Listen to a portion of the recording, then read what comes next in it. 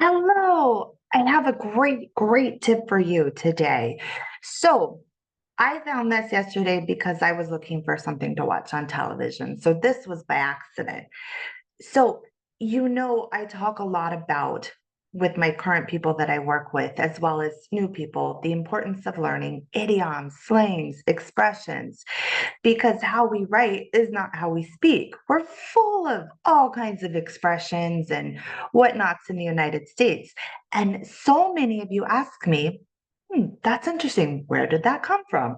What's the history behind it? And a lot of times I just don't know because it's always been there. So, yesterday, while I was trying to find something to watch on television, I found this show on the History Channel with the answer to many of your questions. It is where the history of where these slangs come from. And because so many of you asked me for recommendations on things to watch, this would be really great. Not only could you answer your question on, hey, where does this expression come from? You could also practice listening, and there's your recommendation for a show. Now, some of you, depending on where you live, may not be able to get the History Channel's app. You don't necessarily have to have cable, but there is an app when you're streaming TV. And some of it, I know I was able to download it on my television and not pay for it, but some of you may. So I'm a little unsure on how it may work depending on where you live. Now, out of the country, I don't know if you'd be able to get the History Channel, but I did a YouTube search and I did find it. I'm going to share my screen and I'm going to show you. Hold on, let me share my screen. This show that I'm talking about so you can go look for it. Hold on.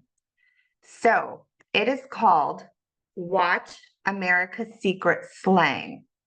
That is the name of the show. There's the logo for the History Channel. And then when I went over to YouTube, look right there.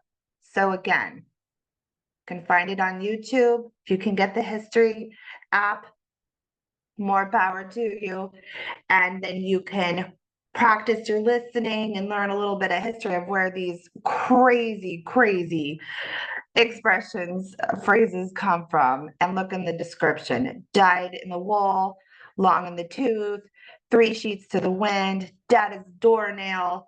Now, dead as a doornail and three sheets to the wind, that is something I've always heard about my entire life, but I don't know the history to it. I don't know where it came from. So I'm probably going to watch this show. So I hope you're able to access it. And if you are, share with me with what you learned. And I'm going to watch it too. And we can share different thoughts together. All right, take care.